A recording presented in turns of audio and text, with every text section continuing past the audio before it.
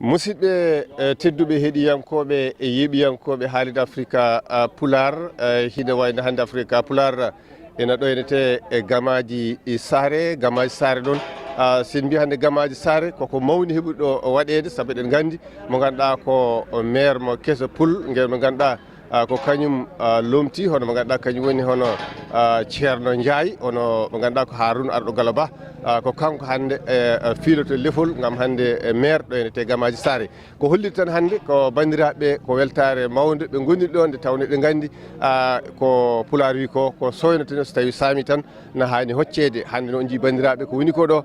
ko machallah bandiraɓe ko wayno hannde bandiraɓe yooli bandiraɓe gamaji saare leeraɓe ala fof ɗo ɓe banki bandiraɓe nammirel ɗum fof ko yidde tan a hawride e nde hono nde ɗo ñalande mawde ñalande teddude nde ganduɗa kadi hono ɓe gaari hawrude hen gam filgo mo ganduɗon kañum woni hono monsieur le maire hono maire keso pul mo ganduɗa ko Harouna Arɗo Gallo Ba ko hollide noon bandiraɓe dañi hen weltare mawde no fewi nde tawno ɗum ɗo koko ɓooyi soynede te kadi ɗen gandi sen mbi hannde ceerno Ndiaye en mbi Harouna Arɗo ko kamɓe hannde jiidi yumma kamɓe jiidi baba ɗum waɗi hay nide élection o waɗi inani en jii mo ganduɗa ko ceerno kañum yolbini tan ha yolbi nanguirani kadi mo ganduɗa ko maire keso o hono mo ganduɗa ko Harouna Arɗo Gallo ko hollide noon hannde bandiraɓe gaari e keewal ɗum noon mbeɗa sikki ɗo seeɗa tan mawon ji monsieur le maire inchallah o fiila lefol ngol kadi bandiraɓe daña hen kadi weltare nde fewi tanno koko soynano kadi ko noon foti wonirde musidɓe tedduɓe hettiyankoɓe e yeeɓiyankoɓe haalirde africa pular ko ɗum ɗo wonno tan komin garno moon e jubbande tan seeɗa e filgo ngo mbeɗa andi ɗo seeɗa ma wonko hollira hen guila e bandiraɓe ma jani kadi e gamaji saare inchallah on jarama haɗ assalamu aleykum rahmatullah tedduɓe yeeɓiyankoɓe africa pular média tv on calminama no fewi on jurama on beltanama hande kadi wonani meɗen kadi wellama mawde kadi arde ɗo ete gammaji saare na ñalde hande aljuma 1 lewru février hitande ujunnaji ɗiɗi e nogas ɗiɗi en gaari ɗo ete gamaji kadi ko goto kadi e sukaɓe gamaji kadi gorko mo ganduɗa kadi baɗɗo fayida no fewi kadi ko dendam docteur Ba kanko kuccodirɗen ɗo joni kadi ko mo ganduɗa o kadi baɗɗo kadi hunde nde ganduɗa nde wande fayida no fewi saabu kanko ko posnoɗo candidat nde yewtide Harouna Gallo tan ɓe ndendin ɓe liggi ɓe dañi koɓe dañi ko hande noon ko hande ɓe joƴƴinta maire noon maître Ba holko kalata hen hande dañi garɗen eyyi ɗum noon dendi assalamu aleykum min calmini bandiraɓe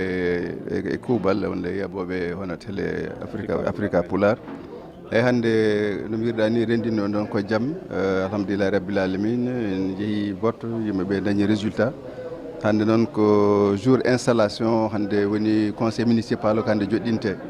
donc on jii bandiraɓe puɗɗima arde donc conseil ji ɗi puɗɗima arde donc ko 10 heures wonno rendez-vous o donc ɓoyata inchallah so monsieur le maire so yettima tan e kadi autorité o ara yimɓeɓe après paye golle ɗe woni wadde installé maire o e kadi lelnude bureau ji ɗi e voilà ko ɗum woni hannde mujubo dental men ɗo hannde machallah mbarkam oɗo saaha joni programme o foof yuɓɓi to banggue programme conseil ji ɗi foof réglama ha rewi lawol e bon aɗa andi ɗum ɗon kam andi ko ɗum ɗo installation so maire waɗama installé ko heddi kokkono ko vote par ce que maire tan waɗa élire suffrage universel o ko heddi ko ɗo e tene kadi ko par vote par ce que ɗum droit ko ɗum lawol wi ko ɗum droit wi ko ɗum règlement décentralisation ato wi joni heddoto noon ko hunde fof ko yewtidde so yewtidama woodi ko nanodira woto kam ala budde il faut que carte limé hay soko neɗɗo candidat goto woni ma lawol règlement o wi woni loi o wi ko yo watane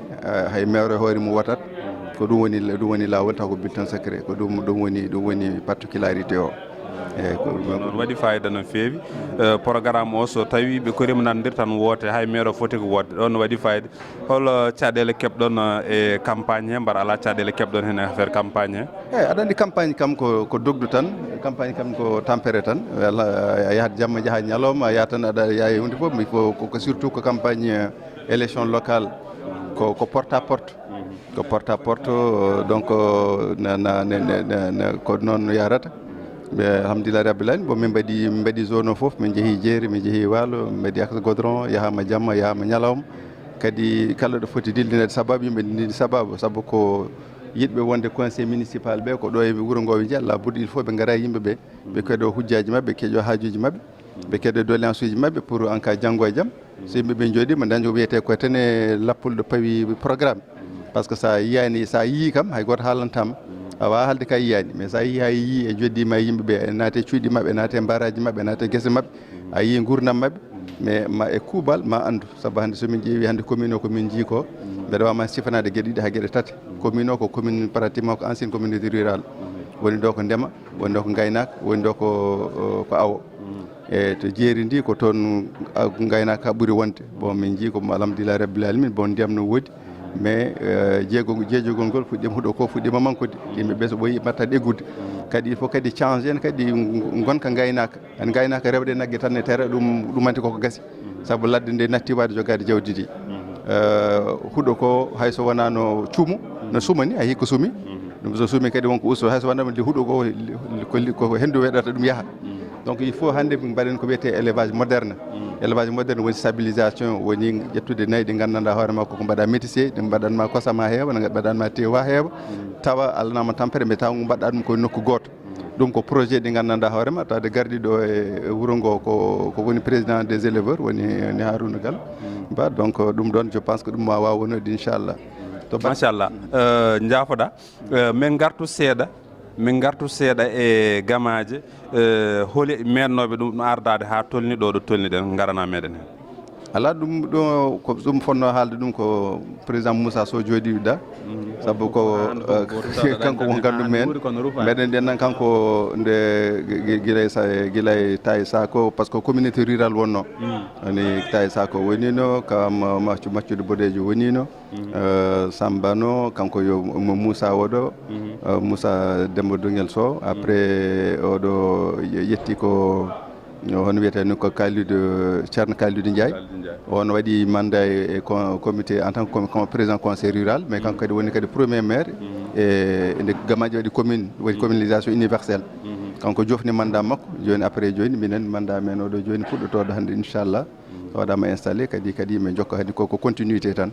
mais kamɓe fof e ɓen ɗo wonnoɓe ɓeytene fof kamɓe fof e ɓen ɗo firti kadi ɗum ko yettere Allah saabu expérience nan ɗo gandal nan ɗo donc ɓe goppata tan minen arɓe hesɓe ɓe tan min goni buloji maɓe duuso aɓene duusi maɓe duuso kadi haaɓe balla yimɓe kadi de payi ha pawa koyɗe mumen alkabeje ɗe pour mbawa kan yaɓude waɗɗade no foti waɗɗirade ni kay ko gotum min jiiɗi inchallah ko noon hoko hono wiyete yiyande jiiɗa e ardinde Harouna Gallo Dialalo ɗo ete gamaji non ɗum ɗon ko minen Harouna ardinama kañum wonno mandataire min mbiyat tan ko alhamdulillah rabbil alamin saabu ko président de la république suuɓi ɗum yo won mandataire donc ɗum ko suuɓa ko hen minen ko hemin amin jaadi hen amin jogui hen wellam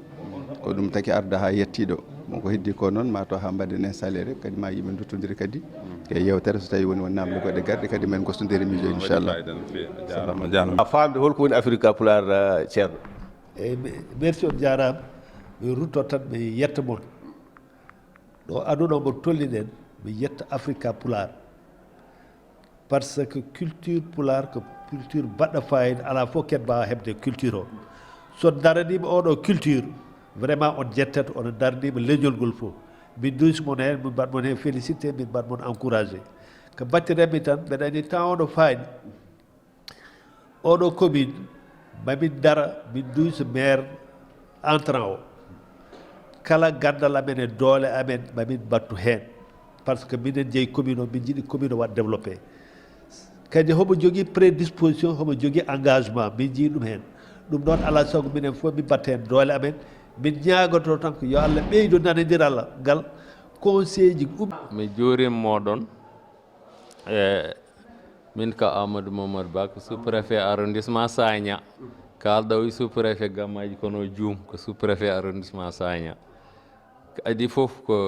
le maire sortant no wini mbiɗa yetta Africa Pulago e équipe mum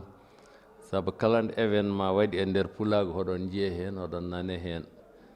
ɓooyani tan wonno ko assemblée générale walla congrès e kawtal windere nden min jiidiri so ɗum ɗon yawti ko yettude les acteurs politiques d'abord acteurs politiques puɗɗortomi ko l'équipe sortante mo ganduɗa ardi ɗum ko monsieur le maire Thierno Kalidou Ndiaye wondiɓe mum e consensus mboɓe jaaɓi o ha yimɓe nandiri ligguey o waasi sadde ha no fewi ala fof ɗo nana ɗo haare waɗi ɗo partout koye leydi ndi haare waɗi autoji duppama galleji duppama kono ɗo e gammaji Allah waɗani amen on suturu ɗum waɗani somi jumani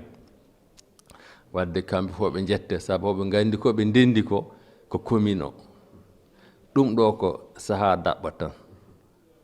timmani e balɗe noga so heewi so yawti hanti ko liggey so ɗum ɗon yawti yettude ɓe ko wadde félicité kadi équipe mbo Allah resdi o hande e commune o woni ardi ɗum miñi men Haruna Galo Dialalo caɗen donnoɓe kamɓe fof yo Allah rokkumbo newnanambo jogogal ngal ha so duuɓi makko joyi ɗi timmi tawa ko heewi waɗamo e commune o tawa kadi ɓe waɗnoɓe ɓe ngala hen nimsa donc eɗen jettaɓe kamɓe fof eɗen jarnaɓe mawni men Ceerno Kalidou Ndiaye so gueɗe newnima hombo jeeya newnuɗo ɗum saabu on mbi kanko wonno ɗo kadi o jaaɓi tawtude miñi ko ɓe ballodiri walli amen minen fof bon min mi wonani ɗo komi sous préfet no woɗɗi Saloum gonmi kono so yi garmi kawritmi e ɗum ɗo c'est parce que ko jeyde e jeeyede ɗo yete hande ko waɗate ko ɗo mbeɗa foti ɗum wadde to gonmi to kono noon Allah wallim newnimi ha garmi kawrumi hen wadde vraiment kamɓe fof ɓe jettama ɓe manama opposition walla luldinoɓe e liste gagniɗo so feewi kamɓe pewdi so waɗani lor kamɓe gaddi ɗum par ce que woni toon tan jiya neɗɗo wona ga miñum wona ga walla denɗum wona ga walla fof so wonno wa anno tan ma sattu leñol ngol serta kono Allah walli meɗen hen kadi eɗen jogui ɗo cadre uji mawɗi e nder commune o ɓenne balli ko wayno docteur Oumar Ba jeeyaɗo ɗo e gamaji on hande no wawi wiyede ne yewti commune ko min omo wawi wonde ministre de la santé ko ɗum min duuyi yo waɗa ministre de la santé saabu hombo jogui gandal mum hombo jogui karallagal mum hombo jogui neɗɗagal mum woni docteur Ba wadde noon ɗum fof so hawriti liggey o no foti webde liggey o no foti newade eɗen dono kadi mawni men Ceerno Kalidou Ndiaye ɓe wondunoɓe fof yo Allah rokkuɓe goɗɗum ko ɓuuri ɗum ɗo eyyi neɗɗo saɗa wuuri tan haɗa selli ala ko gaynuɗa taw ala ko gasanma hunde fof ko Allah jogui mi yetti kadi mi salmini équipe moɗon fof rewɓe maɓe Dieynaba e Thiouballa o mi salminiɓe no fewi merci beaucoup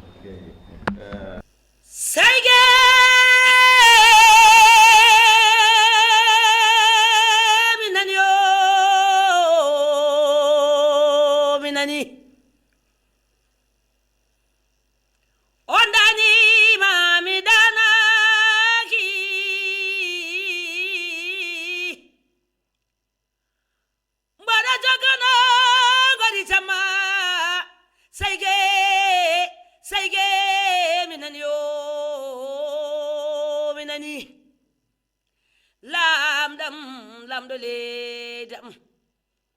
ɗo noddi lamɗo leydi am ɗo noddi makimo kumma jarangel ɗo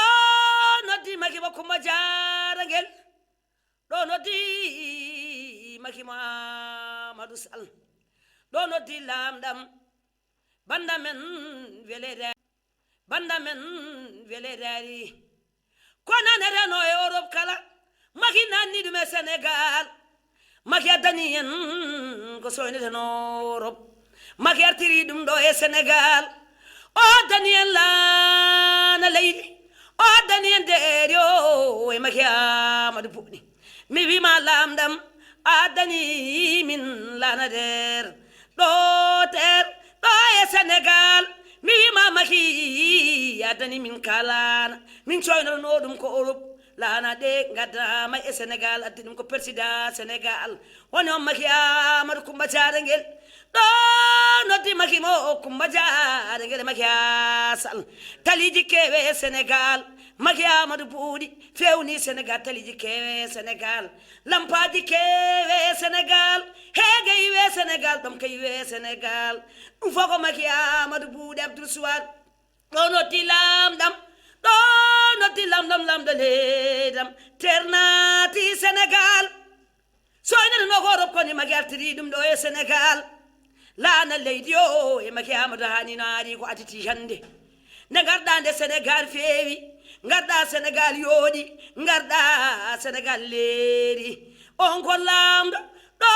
noddi lamɗam gollotoɗoma waddane haala aɗa liggo leydi ndi te taw a waddane haala président ji ɗi fof ne timto e maɗa ko golle ma e balle maɗa aɗa liggo kadi aɗa jaɓi mi haalanta noon ko lamɗo bawɗo laamade leydi nokke laamotoɗo laamo bawɗo laamade laamo on woni lamɗo o e maki amadou buuɗi maki ba coumba diare ngel mi wima sadi salamale ma yo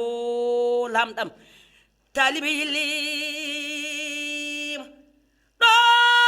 sénégal jalte coyne golle bawɗo jalte jiye golle lamɗo ko ɗum woni laamu totte bawɗo laamu laamo totte bawɗo jogade laamo leydi ndi du Code général des collectivités territoriales, notamment en son article 95, alinéa 2, le conseil municipal est convoqué par le représentant de l'État dans les 15 jours qui suivent la date de la proclamation des résultats. Donc c'est la raison pour laquelle j'ai retenu la date du vendredi. Donc dépasser le vendredi, donc j'allais être hors délai. Donc les résultats ont été publiés, je pense que c'était le vendredi. Voilà. Donc aujourd'hui c'est le dernier délai. Donc comprenez-les ainsi. C'est vrai que c'est un jour de vendredi, mais également nous allons faire notre mieux pour libérer les fidèles avant 14 heures pour qu'ils puissent aller prier à la mosquée. Donc, le conseil municipal composé de conseillères et de conseillers municipaux élus pour 5 ans au suffrage universel direct conformément au code électoral est l'organe délibérant de la commune.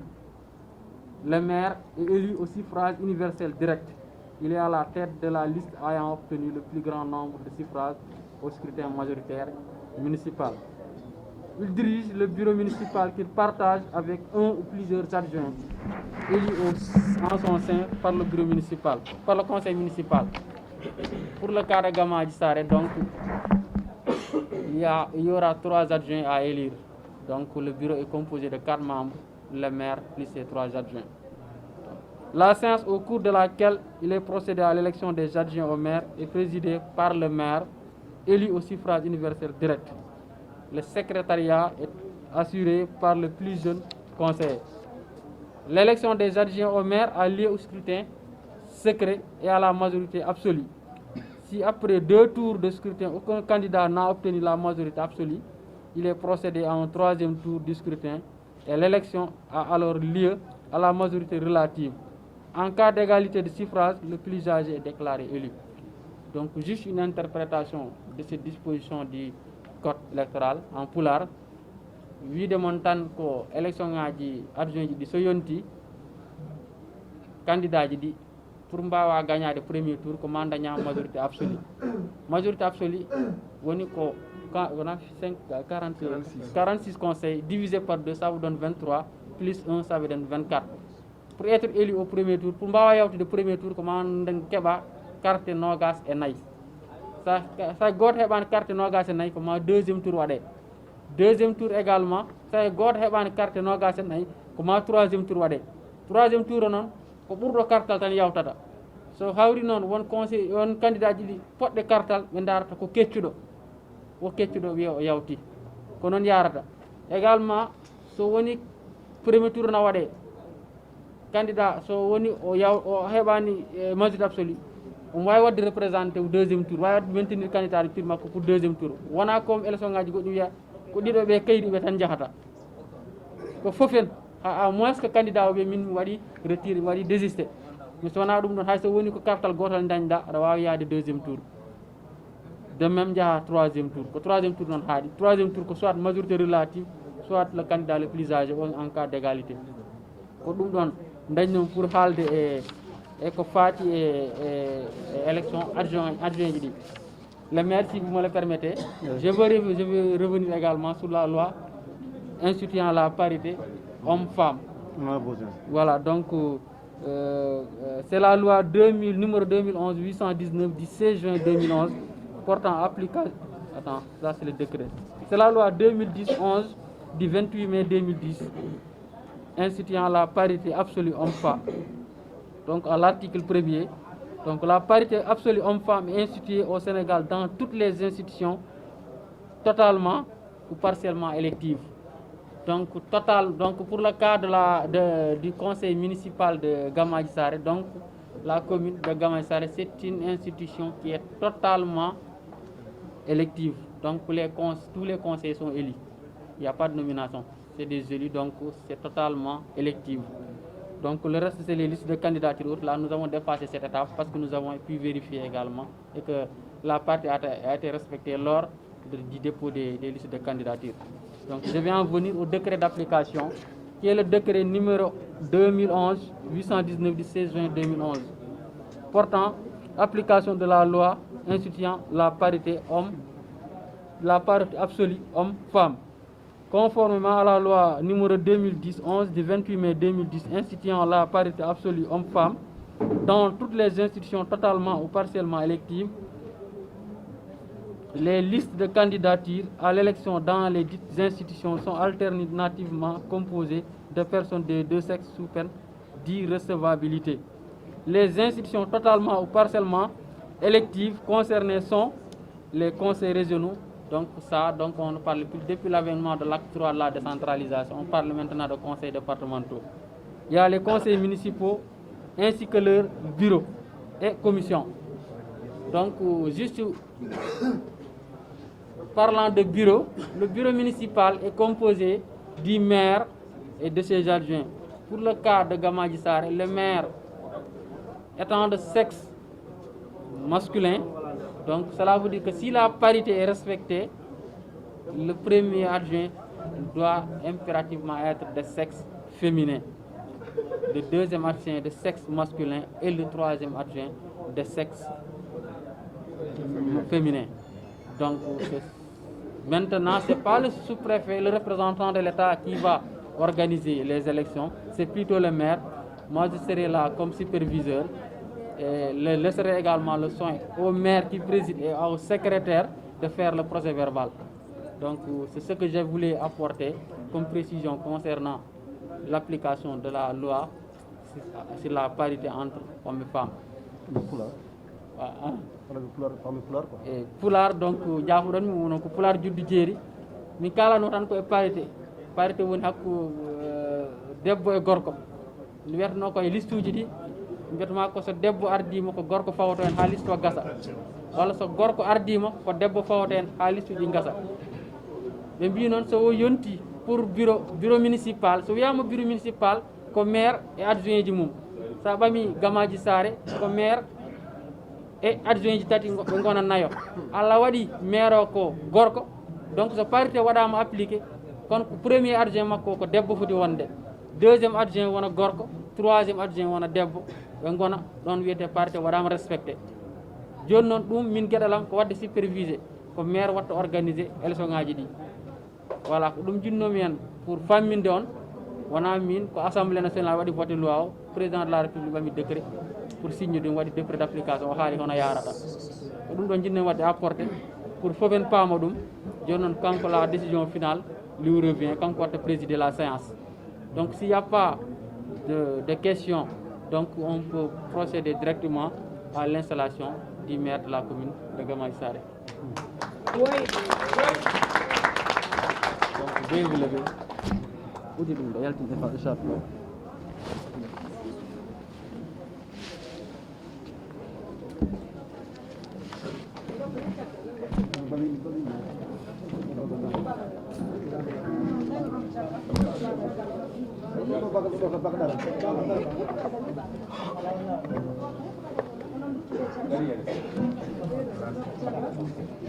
Culture,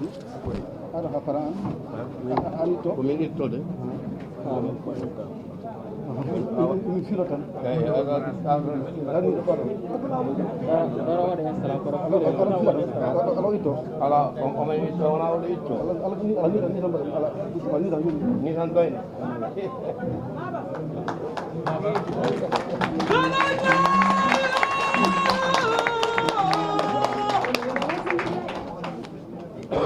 Monsieur Harouna Gallo Dialalo Ba. Monsieur Harouna Gallo Dialalo Ba, opérateur économique, suite à la proclamation des résultats par la commission départementale de recensement des votes de Podor et conformément aux dispositions du Code général des collectivités territoriales et du Code électoral, je vous déclare officiellement installé dans vos fonctions de maire de la commune de Gamadji Saré.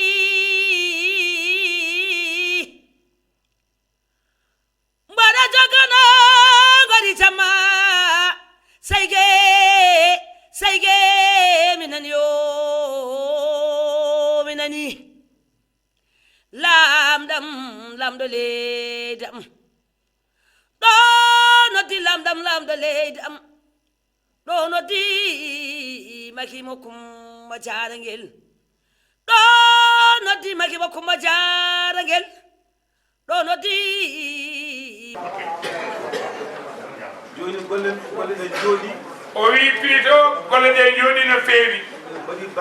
o wi joɓɓeɗe mbaɗi kadi barke ɓe mbaɗi fayida onon fof oɗon ceedi no haaldiri ni hande woni ɗo ko famille enen wonɓe ɗo woni ɗo ko galle gooto woni ɗo e nder saale ko jiiduɓe yummo saale e bowo e commune mo Gamaji hanki ko dari feeñi o wi yiɗɗi koɗo dari feeñi yimɓe fof jiiɗi taari ha Allah addi ngeɗu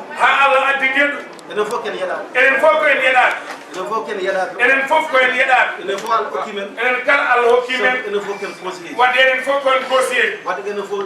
ndenni jeeyi wadde enen fof ndenni jeeyi oɗon ɗam no haaldiri ni no mawɗo golle ɗe haaldiri ni hande enen fof ken ɓiɓɓe gamanaɓe koyen ɓiɓɓe gamanaɓe ken joom gamaji en koyen joom gamaji en walla ken arɗoji koyen arɗoji walla ken élimane walla koyen élimane walla mbiyen ken aynaɓe walla mbiyen koyen aynaɓe fof heeƴi ɗo hande fof nanɗo en ɗum noon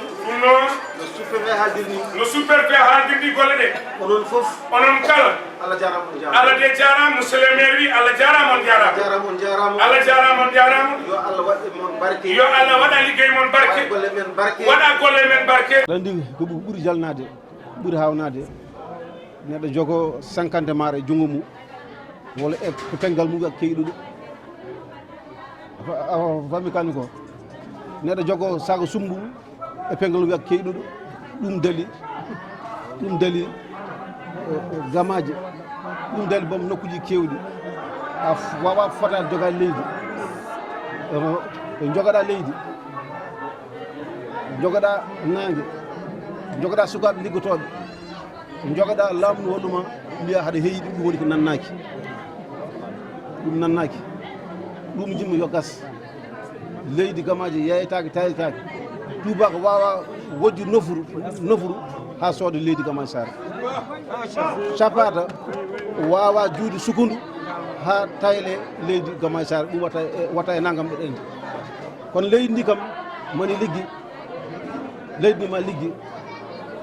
ma laamu ma ar liggo leydi ndi caggal leydi ma ar liggo leydi ndi ɗum noon taw ko woni feere nde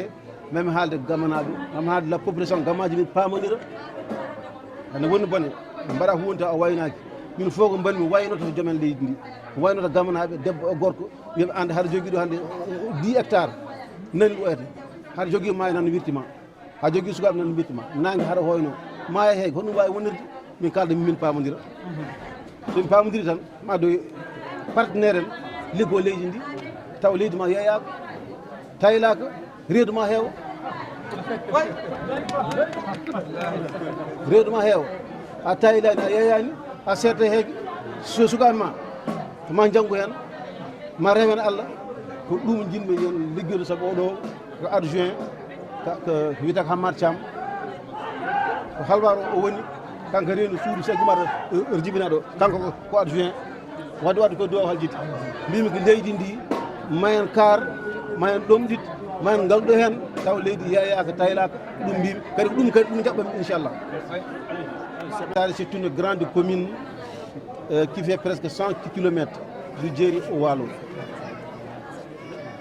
Je suis le président des éleveurs du Sénégal avant tout. On doit d'abord développer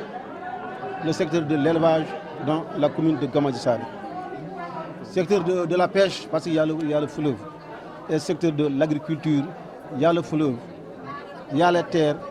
il y a la main-d'œuvre, il y a le soleil. Donc il suffit qu'on parle avec l'État du Sénégal. D'abord, le premier partenaire, c'est l'État du Sénégal. On va développer tous les secteurs, en commençant par l'agriculture, l'élevage, la pêche. Ça, c'est mes priorités. D'abord, commencer. D'abord, faire état des lieux en tant que nouveau maire. Je vais faire état des lieux. Après, avec tous mes conseils, on est 46, on va travailler main dans la main pour satisfaire les besoins de la population, en commençant par les femmes, par les jeunes, le financement des jeunes. Exploiter la terre, exploiter, en tout cas, faire en sorte que les cultures fourragères, en tant que le président des éleveurs du Sénégal, soient en tout cas engagées, traitées très vite. Ça, c'est, en tout cas, ça sera mon point de départ. C'est mes activités, c'est mon objectif principal, c'est de développer la culture fourragère. Et avec le Waalo, encore je vais en faire de sorte qu'on va travailler la terre avec des partenaires en premier État du Sénégal. Vous parlez tantôt dans la salle de promouvoir le tourisme religieux dans un site patrimoine mondial pour l'UNESCO. Je pense que cela va de soi. Le vénéré El Hadj Oumar Tall, il est connu mondialement. Il est né à côté, à 3 km de là où on est. Donc je vais en parler avec des autorités d'abord, parler avec le chef religieux, surtout le calife général oumarien, Thierno Bassirou Tall, avec mon grand frère, mon marabout, Thierno Madani Tall. Je vais avec en tout cas les techniciens, avec les conseillers, avec la population de Gamadji, comment on peut arriver à réaliser ce projet qui est un projet vraiment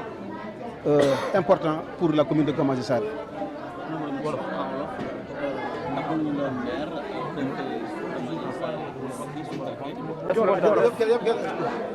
Koto ma abedanani koto gala jalalo Haruna gala jalalo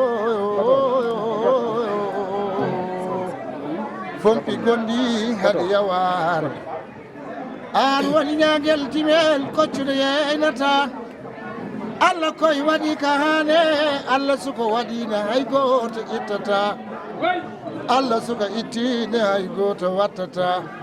kalal jinde Allah hali tappo be godata nagi suko fudi to wi jungo wotte wirnata dudal ngal Allah hubbi sai nyefata Allah ko wadi Haruna gala jalala gito wadat maire keso maire développement maire culture maire pinal maire aada o woni maire gandaɗo e aynaɓe an sa tottama commune Gamaje a tottamo ko kanduɗa pulla ɓooyi ardade guilo e taniraɓe ma sa ardima aɗa andi ardade Haruna Birom Dewel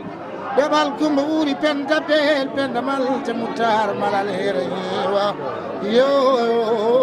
poɓɓane monsieur le maire kala fofude jardayate ɓuure lamɗo ari Moussa meɗari lamɗo gorko ari kota